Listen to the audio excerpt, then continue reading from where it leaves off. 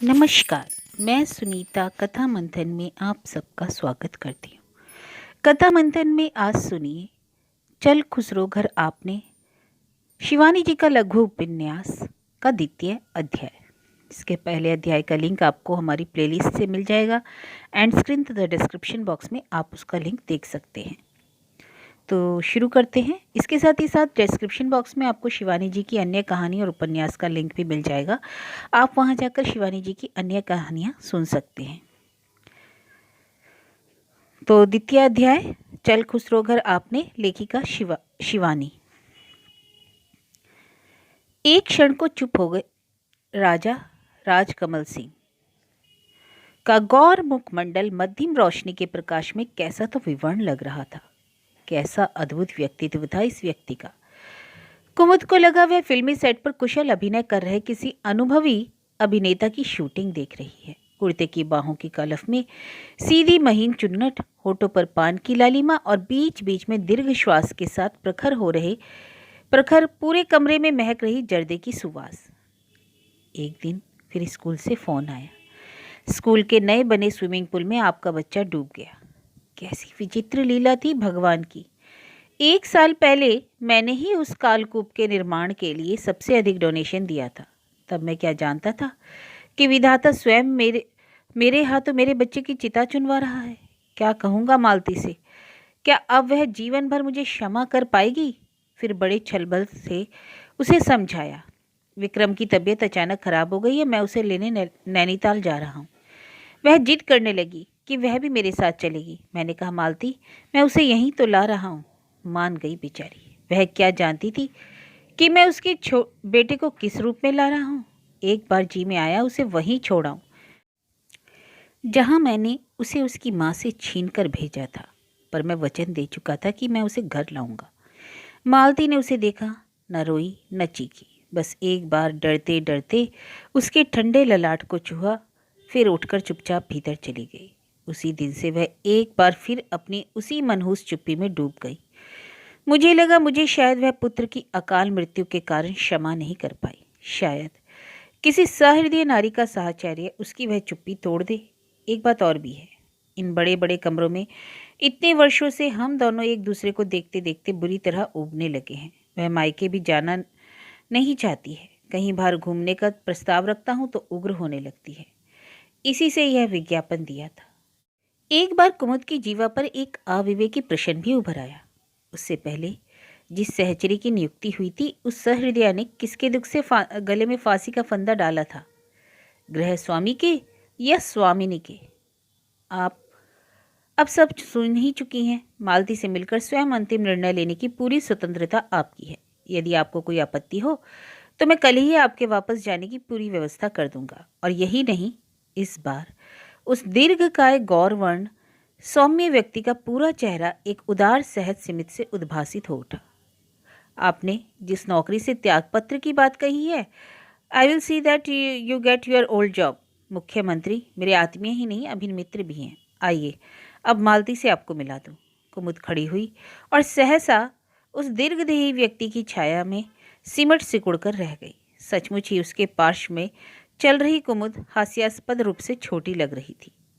सोपान पंक्ति शेष होते ही पहले कमरे का द्वार खोल राजकमल सिंह ने पुकारा, मालती सो गई हो क्या?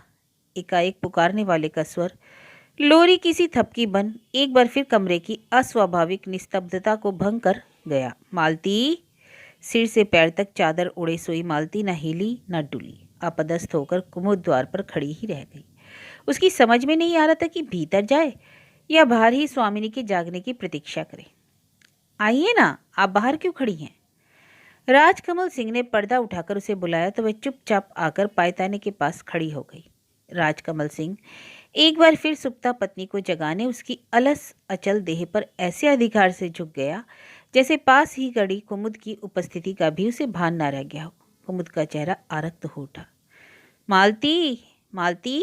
वह जैसे गुदगुदाकर किसी रूठी बालिका को जगा रहा। देखो कौन आया है, उठोगी नहीं? इस बार सोने वाली ने बड़ी अनिच्छा से करवट बदली, फिर झटके से उठकर बैठ गई। ये है कुमुद, कुमुद जोशी। तुम्हारी देखभाल करने लखनऊ से इतनी दूर आई है। बैठने को नहीं कहोगी? कंठ स्वर में परिहास का पुट एक क्षण को उस करुण चेहरे को अकृत्रिम स्मित से उद्भाषित कर गया। वह हंसी। बैठिए। तब किस चुप्पी की भूमिका बांधी थी उसके पति ने? यह तो बोल रही थी। कुमुद बैठ गई। कौन कहेगा यह उन्मादिनी है? कैसा रूप था! लाल साड़ी, गोरे ललाट पर चवन्नी भर की सिंदूर की बिंदी, मांग में सिंदूर, दोनों हाथों की उंगलियों में झलझल झलकती हीरे माणिक की अंगूठियां, हाथ भर लाल चूड़ियों के बीच कंगूरेदार सोने के कड़े, रक्तिम अधरों पर पान की लालिमा, छलकदार नुकीले चिबुक तक आ गई थी। शायद सोते से में पान की पीक मोहक अधरों की दरार से टप टपक कर टपकता चला गया था। कत्थे का बड़ा सा धब्बा रेशमी चादर पर भी छाप लगा गया था। कितनी बार तुमसे कहा है मालती, सोते में पान न खाया करो, इतना जर्दा की माम तुम्हारे लिए अच्छा नहीं। खैर, अब तो मिस जोशी आ ही गई हैं, यह इनकी ड्यूटी है। आप इन्हें दिन भर में 2 बीड़े देंगी मिस जोशी, एक खाने के बाद दोपहर को और एक रात को। बड़े लाड़ से पत्नी के ही पलंग की पार्टी पर बैठ राजकमल सिंह ने चूड़ियों भरा हाथ थाम लिया। नींद आई मालती? हाँ आई। कैसी अलस मदालस आवाज थी, जैसे पुराने हिंदी चलचित्रों में कभी ठसकेदार रानियों की हुआ करती थी। कुमुद जितना ही बार कनखियों से उसे देख रही थी, उतनी ही बार उस स्निग्ध चेहरे की घरेलू मिठास उसे बांधती जा रही थी। सहसा गृह स्वामिनी ने भागलपुरी रेशमी चादर से अपने दोनों पैर बाहर निकाल दिए। चांदी की पाजेब के घुंघरू धीरे से ठुनके, गोरे चरणों पर सदी महावर की रेखा पर लाल साड़ी की छाया, ललाट पर कुछ फैल गई सिंदूर की बिंदी, लाल चूड़ियां, मांग की सिंदूरी प्रगाढ़ रेखा, सभी लाल, जैसे जीवंत अग्निशिखा ही पलंग पर बड़ी दब दब कर सुलग उठी। क्या नाम बताया आपका? मैं कभी कभी भूल जाती हूँ। किसी भोली बालिका सी उस दूधिया हंसी ने कुमुद को मोह लिया। अपना निर्णय वह उसी क्षण ले चुकी थी। वह यही रहेगी। लखनऊ अब वह कभी नहीं लौटेगी। उसे देखकर लोगों की भद्दी फुसफुसाहट, संदिग्ध कुटिल चितवनों की मार, सह अध्यापिकाओं की ईर्ष्या दग्ध बात, अब उसे कुछ नहीं झेलना होगा। अपने ही दुख में डूबी, एक दूसरे के प्रति समर्पित यह विचित्र जोड़ी ही शायद उसके आहत चित्तों की व्यथा को भुला दे। उसने एक बार कनखियों से अपनी नवीन स्वामिनी को देखा। वह फिर सिर से पैर तक चादर खींचकर सो गई थी। उसके उन्मादिनी रूप का यही सामान्य सा परिचय उसे अब तक मिला था। आप थकी होंगी, अपने कमरे में चलकर आराम कीजिए। काशी आपका खाना वहीं ले आएगी, राजकमल सिंह ने कहा तो वह एकाएक चौंक पड़ी। काशी? उन्होंने पुकारा। जी सरकार, कहती जो तातर सी लंबी सांवली औरत आकर सामने खड़ी हुई, उसे देखकर कुमुद सिर से पैर तक कांप गई।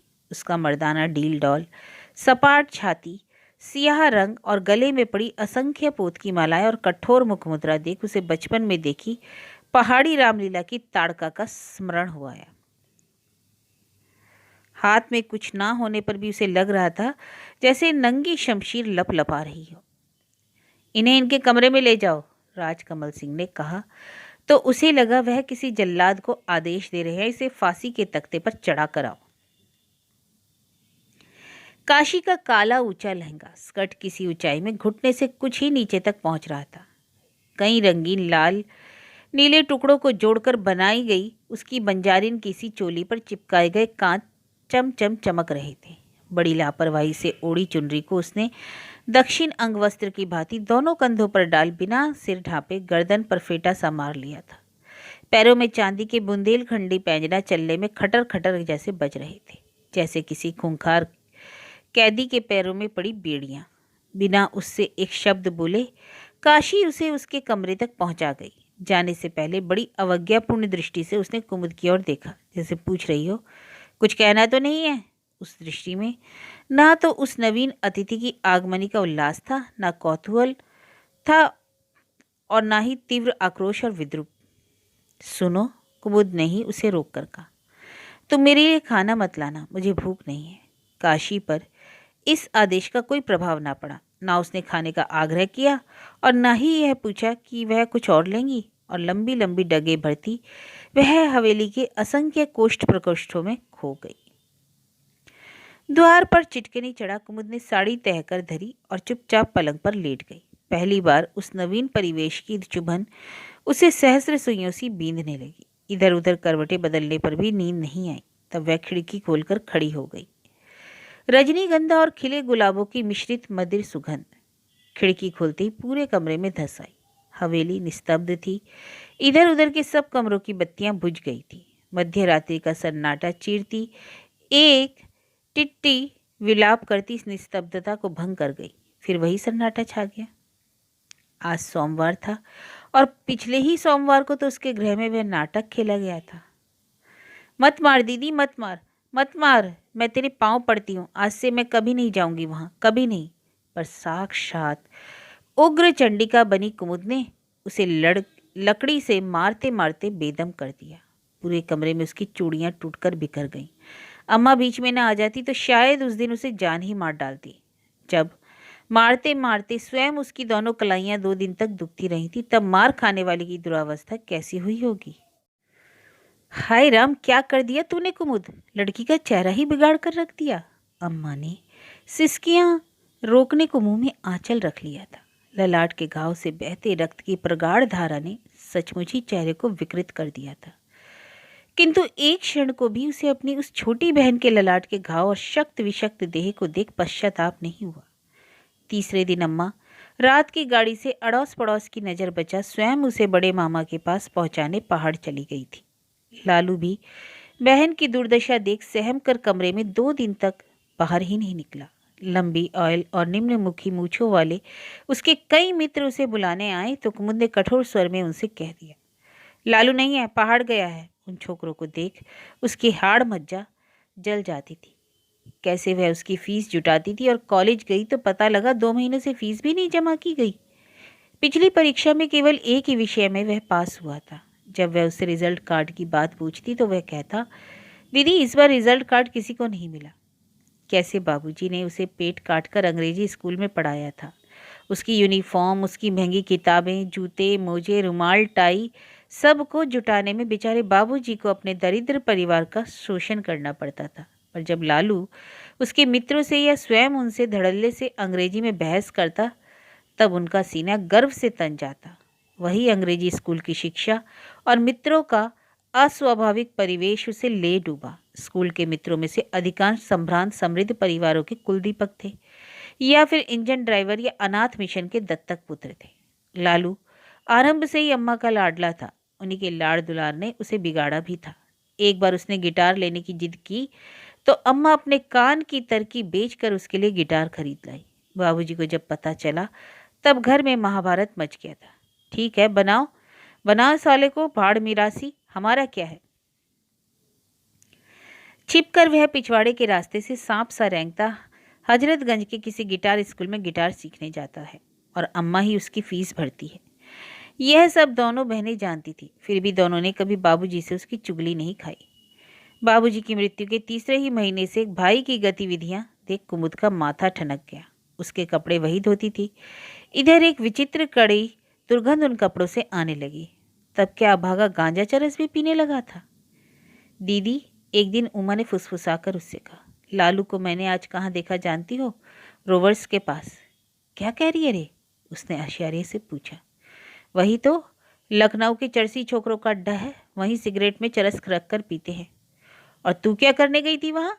कुमुद ने उमा के हाथ जोर से पकड़कर उसे झकझोर दिया। आह, छोड़ो दीदी, क्या करती हो? मेरी एक सहेली मुझे सॉफ्टी खिलाने ले गई थी। देख उमा, मैंने तुझे लाख बार समझाया है, तू किसी के साथ नहीं ऐसे जाएगी। तेरा मन सॉफ्टी खाने को ही करता है तो मुझसे कह, मैं ले चलूँगी तुझे। वाह रे, मैं क्या अकेली गई थी? मीरा थी, निक्की थी, लता थी। कोई हो, मैंने जो कहा और जो कह रही हूँ उसे कान खोलकर सुन ले। आज से जहाँ जाना होगा मुझसे कहकर जाएगी, समझी? उमा का मुंह फूल गया था। बिना बहन के आदेश का समर्थन किए वह मुंह फेरकर सो गई। यही गुण था उस लड़की में, और जहाँ करवट बदली वहीं गहरी नींद में डूब जाती। एकदम निष्पाप शिशु से सुंदर बहन के चेहरे को देख उसे अपने शंकालु चित्त पर स्वयं ग्लानि हो आई। उसकी सखी नीता बनर्जी कह रही थी, कुमुद सुना है, कुंवारी अध्यापिका कुछ अधिक ही शक्की होती हैं। हम में भी शायद यह अवगुण आ गया। मैं तो लड़कियों की कापियां बीच बीच पे टटोलती रहती हूँ, कहीं कोई प्रेम पत्र तो नहीं छिपा कर लाई।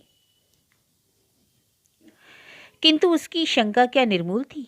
बाबूजी के सहपाठी रघुवर दत्त पांडे ही उसके भाई के कॉलेज में बड़े बाबू थे। उन्हीं से भाई की प्रगति का लेखा जोखा लेने वह पहुंची तो अनायास ही छोटी बहन की अशोभनीय प्रगति का सूत्र स्वयं हाथ में आ गया। बेटी, समझ में नहीं आता कि धरणीधर का बेटा ऐसा कैसे निकल गया। 2 दिन तो मैंने इसे अपनी आंखों से सिनेमा की टिकट की लाइन में खड़ा देखा। मुझे देखकर भले ही छोकरे ने मुंह फिरा लिया था, पर मेरी नज़र से कौन बच पाया है। मैं जानता हूँ कि सक्सेना के हरामखोर जनाने छोकरे की संगत ने ही से डुबाया है, पर इसका उसका बाप है आईएएस।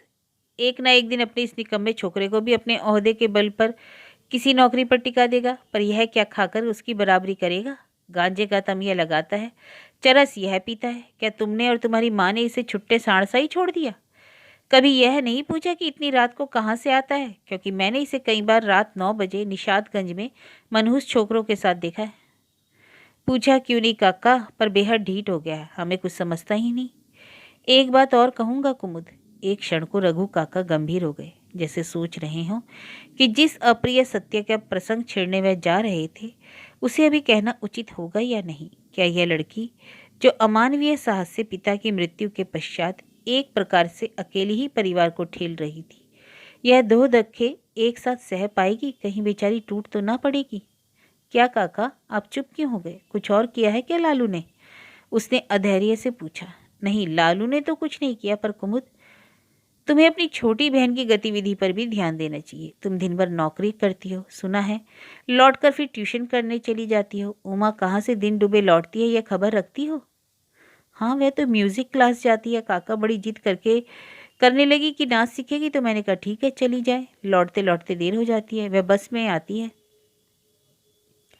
नहीं, बस में नहीं आती। रघु काका के दोनों होठ उत्तेजना से कांप रहे थे। मैंने देखा उसे अभी पिछले बुधवार को एक गली से मैं लौट रहा था। काली एम्बेसडर कार में उमा बैठी थी। मैं तुमसे नहीं कहता, पर जो कार चला रहा था उस लफंगे का चेहरा मुझे अच्छा नहीं लगा। जमाना बहुत बुरा आ गया बेटी। तुम हमारे समाज को जानती हो, पहाड़ी समाज को। भगवान ने 4 आंखें दी है, 2 चेहरे और 2 पीठ। किसी और ने देख लिया होता तो अंधेर हो जाता। फिर तुम्हारी अम्मा मुझे उसकी कुंडली दे गई है कि दद्दा को भेज दूँ। अब सगा भतीजा है मेरा, जानबूझकर कैसे मक्खी निगल लूँ? तुम हमारे दद्दा को देख चुकी हो। लड़का रुड़की से इंजीनियर पास है, पर अभी भी घर आता है तो कान में जनेऊ डालकर बाप से पूछता है, बाबू निबटाऊं? कुमुद का चेहरा फक हो गया था। यह क्या कह रहे हैं रघु काका? पर उस अल्पभाषी हित चिंतक पिता के मित्र को वह जानती थी। ऐसी वैसी बात वह कभी नहीं कह सकते थे। ठीक है काका, मैं आज ही से उमा पर कड़ी निगरानी रखूंगी, कह वह उनके पैर छू गुस्से से भरभराती घर पहुंची तो देखा घर में ताला पड़ा है। अपने पर्स में वह हमेशा एक डुप्लीकेट चाबी रखती थी। सिर दर्द से फटा जा रहा था। नाना चिंताएं उसके मस्तिष्क में घन किसी चोटें किए जा रही थी। किसके साथ गई थी उमा? कौन हो सकता है वह? अम्मा ने भी तो एकदम आंखें मूंद ली थी। वह अकेली क्या क्या करे? राशन, नून, तेल, लकड़ी से लेकर बाबूजी की पेंशन फीस, मकान का किराया, बिजली का बिल। यह भी कैसा अन्याय था अम्मा का। कमाती खटती मरती वह थी और सारा लाड़ प्यार अम्मा उमा लालू पर ही उड़ेलती। उमा की सलवार फट गई है। उमा के लिए कोई अच्छा सा टॉनिक लेती है ना, भूख नहीं लगती उसे, एक ही फुल्का खाकर उठ जाती है। इसी से हर वक्त चिड़चिड़ाती रहती है। कम कुवत, गुस्सा बहुत। हंसकर अम्मा ने कनखियों से कमाऊ बड़ी पुत्री की ओर देखा और उसकी गंभीर मुख मुद्रा देखते ही पैतरा बदल ली। वह समझ गई कि छोटी के प्रति उसे चिंतातुर देख बड़ी प्रसन्न नहीं हुई। चटपट वह प्रसंग बदल तराजू के दोनों पलड़ों को बड़े धैर्य से एक सीध में साधने की हास्यास्पद चेष्टा करने लगी थी। तूने भी तो खाना एकदम कम कर दिया हैरी। इतना दिमागी बोझा उठाती है और ना एक बूंद दूध पीती है, ना तुझे कोई फल ही खाते देखती हूँ। अरे मैं कहती हूँ एक अंडा ही खा लिया कर। मन ही मन भोली अम्मा के अपटु प्रसंग परिवर्तन को देख उसे हंसी भी आई थी, किंतु उस दिन उसका सारा क्रोध अम्मा पर ही उतरा। वह काम से बाहर रहती थी तो अम्मा तो दिन रात घर पर ही रहती थी। उन्होंने क्यों नहीं देखा उमा को? मान लिया वह यह कहकर ही जाती थी कि म्यूजिक कॉलेज जा रही है, पर वह किसकी काली कार में लौट रही है क्या यह भी नहीं देख सकती थी अम्मा? अम्मा मंदिर से लौटी तो देखा कुमुद के कमरे की बत्ती जल रही है। बिना उससे कुछ कहे अम्मा सीधे चौके में घुस गई। मन ही मन वह अपनी तेजस्वी पुत्री से बहुत डरती थी। कहेगी कुछ नहीं, पर अपनी चुप्पी से ही भूंज कर रख देगी लड़की। वैसे वह उसके कॉलेज से लौटने के समय सदा घर पर ही रहती थी। वह जानती थी कि दिन भर की थकी मांदी कुमुद को घर आते ही चाय का गर्म प्याला अवश्य चाहिए। जल्दी जल्दी एक आध टोस्ट खा फिर वह ट्यूशन पर निकल जाती। लौटती तो झोले में सब्जी लाकर उसे थमा देती, ठीक जैसे उसके बाबू दफ्तर से लौटने में ले आया करते थे। स्वभाव गंभीर, समझ सब कुछ ही तो लड़के ने बाप का पाया था। उन्हें भी घर आने पर उसकी ही उपस्थिति की कामना सदैव रहती। देखो कुमुद की अम्मा, तुम दिन भर जहाँ मन चाहे जाओ, पर मैं दफ्तर से लौटूं तो ऐसा ना हो कि तुम घर पर ना मिलो। वही हाल कुमुद का भी था। इसी से वह हमेशा घर पर ही रहती थी। किंतु सुरेश की अम्मा ने जिद की तो वह भी सुपरमार्केट चली गई। सुना वहाँ बड़ा सस्ता कपड़ा आया था, पितृपक्ष आसन था, एक जोड़ा धोती लानी थी। कब से कुछ रुपए बचाकर उसने गुल्लक में रखे थे और उस दिन खोलने लगी तो देखा गुल्लक रिक्त, पूरे 25 रुपए थे। किसी ने बड़ी सफाई से रुपए निकाल उसी दक्षता से ढकने की कीलें भी ठोक दी। यह किसके हाथ की सफाई थी समझ गई। गहन शोभ से उसकी आंखें छल आईं। पिछले 3 दिनों से वह लगातार कुमुद के बाबू को सपने में देख रही थी। उदास पीड़ित आंखें, वस्त्रहीन नगन पति को सपने में सिरहाने खड़ा देखकर वह सिहर उठी थी। हाय राम, कुमुद के बाबू नंगे कैसे खड़े हो? अभी बच्चे आते होंगे। पर वह एक शब्द भी नहीं कहते, बस आहत दृष्टि से उसे देखते ही रहते हैं, जैसे बिना मुंह बोले आंखों ही आंखों में से कुछ मांग रहे हों। पति की कंकाल सी नग्न काया को उसने फिर लगातार 2 दिनों तक देखा। कौन सा ऐसा दुख, कौन सा अभाव था उन्हें? पंडित जी ने उस दिन गरुड़ पुराण में सुनाया था कि उस लोक में सुख ही सुख है। दिन रात गोदुली की आभा, पुष्यों का सिरहाना और मलियानिल के झोंके। तब उनका चेहरा इतना उदास क्यों था? फिर एकाएक वह रहस्य स्वयं सुलझ गया। धनाभाव के कारण वह पति की जीवित अवस्था में पुत्र के गले में जनेऊ की डोर नहीं डाल सकी। क्रियाक्रम किया था जेठ ने, वह ही उनका श्राद्ध भी करते थे। तब के कृपण जेठ ने पति के श्राद्ध में वस्त्रदान नहीं दिया। उसी धोती के लिए यतन से जोड़ी गई विरल धनराशि भी क्या उस अभाग्नि के भाग्य में नहीं थी? नाश हो उस चोर का। हाथ पैरों में कोड़ फूटे। पर फिर उसी क्षण गाली की गोली किधर जा रही है देख सहम कर अपना श्राप पुनः कंठ में खींच वह अपने ठाकुर जी के सिंहासन के सामने औंधी हो गई। नहीं नहीं भगवान, उसे क्षमा करना प्रभु, अज्ञानवशी उसने ऐसा किया होगा।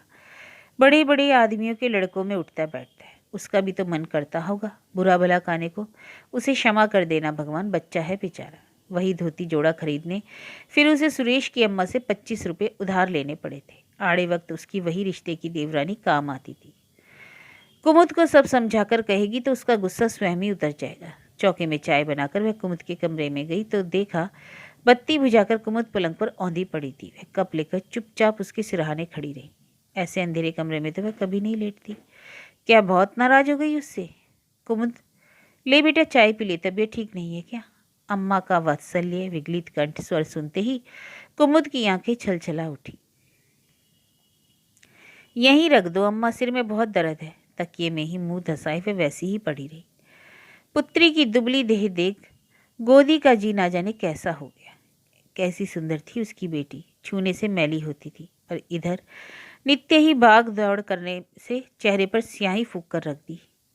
ला तेल ठोक दूं? उसने कहा। नहीं नहीं, तेल मत डालना अम्मा, मुझे अभी ट्यूशन पर जाना है। पड़े पड़े ही उसने ऐसे छल बल से आंसू पोंछ लिए जैसे अम्मा ना देख पाए। वह उठकर बैठी तो गोदी जान गई कि लड़की को कहीं गहरी चोट लगी। तुम कहाँ गई थी अम्मा? उसने थोड़ा स्थिर होने की चेष्टा की। तेरे बाबू का श्राद्ध आ रहा है, कई दिनों से उन्हें सपने में देख रही हूँ, एकदम वस्त्रहीन आकर इसी कमरे में खड़े हैं। इसी कमरे में बाबू ने प्राण त्यागे थे, तब यही कमरा उनका था। उनकी मृत्यु के बाद यह कमरा स्वयं ही कुमुद का बन गया। पहले तीनों भाई बहन एक ही कमरे में सोते थे, अब वह अकेली इस कमरे में सोती थी। उमा माँ के साथ सोती थी। इतनी बड़ी होकर भी अम्मा के साथ सोने की उसकी बचकानी आदत नहीं गई। लालू का कमरा अब ग्रह के सीमांत पर था। वहां से रात्रि के गमन आगमन की उसे विशेष सुविधा प्राप्त रहती। दीवारों पर टंगी बेहूदी तस्वीरें, चलचित्र तारिकाओं की धृष्टता से मुस्कुराते चेहरे, बेतरतीबी से फैली किताब कॉपियां, कमरे की दुर्व्यवस्था ही किशोर स्वामी के फक्कड़ स्वभाव का परिचय देने को पर्याप्त थी। प्रायः ही समय निकाल कुमुद भाई का कमरा ठीक कर जाती, पर दूसरे दिन फिर वैसा ही अव्यवस्थित मिलता। कई बार उसे डांट फटकार चुकी। एक बार उसे खूंटी पर टंगी उसकी जीन्स की जेब में 2 अधफुकी सिगरेटें मिली तो बौखला गई। देखो अम्मा, क्रोध से कांपती कुमुद ने दोनों टुकड़े माँ के सामने पटक दिए। लालू वहीं पर बैठा खाना खा रहा था। शर्म नहीं आती तुझे? हड्डी पसली एक करके तुम्हें खिला रही हूँ। अभी इंटर भी पास नहीं किया और नशा पानी शुरू कर दिया। वाह, एक दिन शायद बोतल भी मिलेगी कमरे में। बोलता क्यों नहीं? थाली दूर पटक लालू तनकर उसके सामने खड़ा हो गया। भाई की यह असभ्यता देखकर वह सन्न रह गई। यही लालू कभी उसे थर थर कांपता था। How dare you! तुम्हें मेरे कमरे में जाकर मेरी जेब टटोलकर जासूसी करने का क्या हक है? मैं सिगरेट पीता हूँ और 100 बार पीऊंगा। तुम कौन होती है टोकने वाली? क्या तुमसे कभी एक अठन्नी भी मांगी है मैंने? अच्छा, बताऊं कौन होती हूँ मैं? क्रोध से थरथर कांपती कुमुद ने 3-4 चांटे तड़ातड़ उसके तमतमाए चेहरे पर जड़ दिए और फिर अम्मा पर बरस पड़ी। यह सब तुम्हारा लाड़ प्यार है अम्मा। सिर पर चढ़ाकर तुम्ही ने बिगाड़ा है इसे। आज इसकी हिम्मत इतनी बढ़ गई, मुझसे पूछता है तुम कौन हो मेरी जेब टटोलने वाली। तुम सुन ले रे लालू, एक बार नहीं 100 बार टटोलूंगी तेरी जेबें। आई है बड़ी जेब टटोलने वाली, मैं भी देख लूंगा। लालू ने जोर से चीख कर कहा और एक लात मारकर थाली को और दूर पटक दिया। वही स्वर सुन ग्रह कलह का आनंद लेने एकमात्र दीवार के व्यवधान को फांद उनकी प्रतिवेशनी गंगाधर की माँ गौरी आ गई। अरे क्यों लड़े हो दोनों भाई बहन? क्या हो गया गोदी दीदी? कुछ नहीं कुछ नहीं, आओ बैठो गौरी। बच्चे हैं, उस पर भी पीठ पीछे के भाई बहन, इसी से दोनों में ठनती रहती है। चाय पियोगी गौरी? केटली चढ़ी है। लालू भन्नाकर होटी होट बड़बड़ाता अपने कमरे में चला गया। अम्मा मैं ट्यूशन जा रही हूँ, कह कुमुद भी बिना चाय पिए ही तीर सी निकल गई थी। गौरी दीवार से कान लगाए सब कुछ सुन चुकी, फिर भी किसी निर्मम दरोगा की भांति उसे सदा घटना स्थल पर पहुंच छोटी छोटी बातों को कुरेदना बड़ा अच्छा लगता। एक तो स्वयं उनका बिगड़ेल बिद का बेटा इस वर्ष हाई स्कूल में 10वीं बार फेल हुआ था और आज तक गोदी दीदी के इस पुत्र की वह पास पड़ोस में प्रशंसा ही सुनती आई थी। सचमुच ही जब उस तक छोकरे का बाप नहीं मरा था तब तक हमेशा अव्वल पास होता था। अपने अकर्मण्य पुत्र को वह प्रायः ही इस पड़ोसी परिवार की संतान की प्रतिभा से दहलाती रहती। एक हमारी गोदी दीदी के बच्चे हैं, आहा बाहर भीतर जाते नमस्कार पैर छूना उस पर तीनों वजीफा पाते हैं, और एक तू है करम जला। आज अपने कानों से इस ग्रह की दुर्गति सुन गौरी का हृदय आनंद से बल्लियां उछलने लगा। अरे गोदी दी, मुझसे क्या छिपाओगी? पर इतना सुन लो, अब कौन सिगरेट नहीं पीता? आजकल के छोकरे तो माँ के गर्भ से ही सिगरेट फूकते चले आते हैं। फिर अपनी रसिकता पर स्वयं ही पुलकित होकर हंसने लगी। पर जो भी कहो गोदी दी, तुम्हारी बड़ी लड़की तो साक्षात लक्ष्मी है। जैसा रूप वैसे ही गौ स्वभाव। कहीं लड़का वड़का देख रही हो क्या? नहीं गौरी, वह शादी करने को राजी हो तो लड़का देखूं, कहती है उमा के लिए वर ढूंढो, मेरे लिए लड़का नहीं ढूंढना होगा। अचानक गौरी की चुंधियाई आंखें कुटिल चमक से चमकने लगी। उसने अपनी कुबड़ी पीठ पर झटके से आंचल खींचा और बड़ी आत्मीयता से पलटा, गोदी के और नजदीक सटा लिया। कहीं खुद ही तो कोई जात बेजात का लड़का ना ढूंढ लिया हो सकता है, तभी अपने लिए लड़का ढूंढने के लिए मना कर रही हो। एकाएक कुमुद की माँ का चेहरा विवर्ण हो गया। यह बात तो उस सहृदय जननी के दिमाग में स्वप्न में भी नहीं आई। कहीं सचमुच ऐसा हुआ तो नहीं? आजकल हमारी लड़कियां क्या हमारी तुम्हारी जैसी रह गई हैं गोदी दी? अब देवी दत्त जी की लड़की नहीं भाग गई उस मुसलटे के संग? अब देवी दत्त जी के खटरा को कौन नहीं जानता गोदी दी? जरा सा कच्चे पक्के खाने पर तकरार हुई तो इनके बाप इनके बारात ही बिना बहू के लिए लौटा लाए थे। आज उन्हीं की लड़की ने बाप का नाक कटा कर रख दी तो क्या कर लिया उन्होंने? सुना ईद के दिन नया जोड़ा पहने अमीनाबाद में घूम रही थी बेहया। हमारे इन्होंने आंखों से देखा, उस पर हिम्मत देखो नकटी की। इन्हें देखा तो बोली बड़े कक्का आदाब। ये तो बेचारे गऊ चुपचाप सिर झुकाए चले आए। मैंने कहा मैं तुम्हारी जगह होती तो ईटा गुम्बा उठाकर मारती उसको सिर पर और कहती ले आदाब।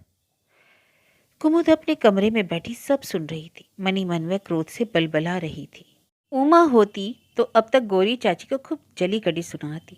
अपनी नंदी की बात क्यों भूल रही हो चाची? वह भी तो तुम सबके मुंह पर काली पोतकर महेश सेठ के साथ बम्बई भाग गई थी। तुमने कैसी कैसी बातें गढ़कर सबको भुलावे में डालने की कोशिश की थी कि दूरदर्शन के किसी नृत्य कार्यक्रम में भाग लेने बम्बई गई है। पर कौन नहीं जानता कि सूखा सा मुँह लिए बद्री काका उसे ढूंढने गए और 15वें दिन पकड़कर ले भी गए। फिर तुमने उसे क्या एक भी दिन घर से बाहर निकलने दिया था? ना जाने किस जादुई सुरंग में अपने बेटे के पास दुर्गापुर भेज दिया और हफ्ते ही भर में उसका विवाह पक्का कर 3रे महीने एक दुहेज उसे फेरे भी फिरवा पिथौड़ा घर भेज दिया था। किंतु आज तो उमा ने उसे किसी से कुछ कहने के योग्य ही कहा रखा था। उसकी प्रवंचना सुन वह स्तब्ध रह गई थी। कौन हो सकता था उसे काली एम्बेसडर में घुमाने वाला? फिर उमा, जिसके भूले चेहरे से अभी कोशारे की दूधिया चमक ठीक से मिटी भी नहीं थी, वही उसे बीच बीच में टोकती रहती थी। उमा, यह कौन सा तरीका है चुन्नी ओढ़ने का? इतनी हंसती क्यों है? जब देखो तब खी खी खी। पर उमा तो चिकना घड़ा थी, उस पर असर ही कहाँ होता। दीदी, तुम्हारी यह कोटा डोरिया पहन लूँ आज? प्लीज़ दीदी, आज हमारे कॉलेज में सोशल है। नहीं, वह डपट देती। साड़ी का सत्यानाश कर देती है तू, फिर साड़ी पहनकर बहुत बड़ी लगती है। ओह, समझ गई। अविवेकी क्रोध की तरंगे उसके सुंदर चेहरे को एक पल को विकृत कर देती। तुम जलती हो मुझसे? तुम नहीं चाहती मैं बड़ी लगूं, अच्छी लगूं? तुम क्या सोचती हो एक तुम ही साड़ियाँ खरीद सकती हो? देख लेना, एक दिन तुमसे भी चौगनी साड़ियाँ खरीद कर दिखा दूंगी तुम्हें। और वह गुस्से से भुनभुनाती बिना कपड़े बदले ही अपने सोशल में चली गई। तब क्या कुमुद का व्यवहार ही उसे उस मार्ग पर खींच ले गया? जिस दिन वह उसकी काली एम्बेसडर भ्रमण के बारे में सुनकर आई, उसी दिन उमा ने लौटने में बड़ी देर कर दी।